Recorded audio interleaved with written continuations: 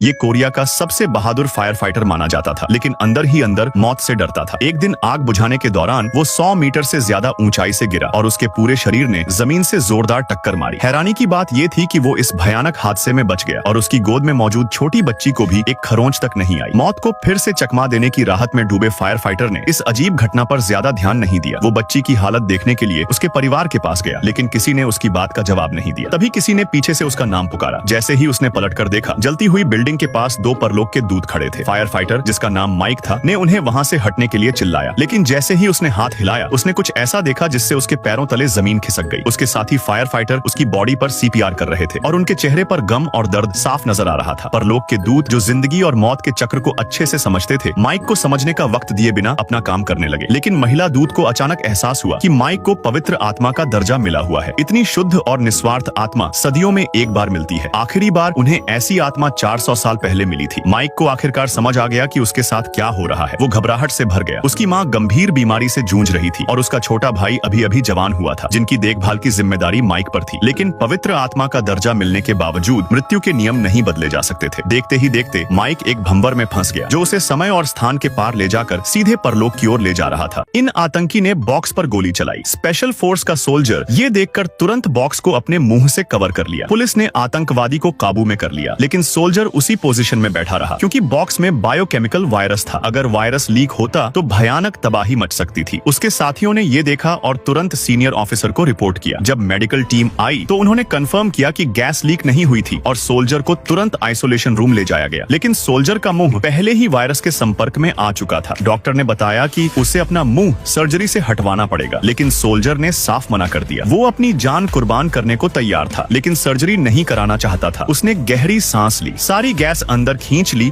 और बॉक्स को जमीन पर फेंक दिया। डॉक्टर ने तुरंत सीनियर ऑफिसर से इलाज पर चर्चा की। सोल्जर को बचाने का एक ही तरीका था, वैक्सीन लगाना। लेकिन वैक्सीन सिर्फ उसी देश से मिल सकती थी जिसने ये वायरस बनाया था। फौरन विदेश मंत्रालय से संपर्क कर एयरमेल के जरिए वैक्सीन मंगवाई गई, लेकिन वैक्सीन पहुंचने में कम से कम 12 घंटे लगने थे, जबकि इसे 1 घंटे के अंदर लगाना जरूरी था। डॉक्टर ने फिलहाल उसे ग्लूकोज का इंजेक्शन दिया ताकि उसका शरीर एनर्जी बनाए रखे। इसी दौरान उसके साथी उसे देखने आ गए। सोल्जर बेड से उठा, सबको अलविदा कहा और अपनी आखिरी बातें बताई। साथ ही फूट फूट कर रोने लगे। सीनियर ऑफिसर ने सबको बाहर जाने को कहा ताकि सोल्जर आराम कर सके। फिर ऑफिसर ने उसे बताया कि उसके माता पिता दोपहर में पहुंचेंगे। इस बीच पुलिस वैक्सीन लेकर अस्पताल पहुंच गई, लेकिन डॉक्टर ने कहा अब बहुत देर हो चुकी है। 10 घंटे से ज्यादा का वक्त बीत चुका था। पुलिस को सोल्जर को देखकर कुछ अजीब लगा। उसमें जहर का कोई असर नहीं दिख रहा था। पुलिस को शक हुआ कि शायद जिस वायरस को उन्होंने पकड़ा था वो असली नहीं था। डॉक्टर ने सोल्जर का फिर से ब्लड टेस्ट किया। तभी सोल्जर के माता पिता उससे मिलने पहुंचे। उसने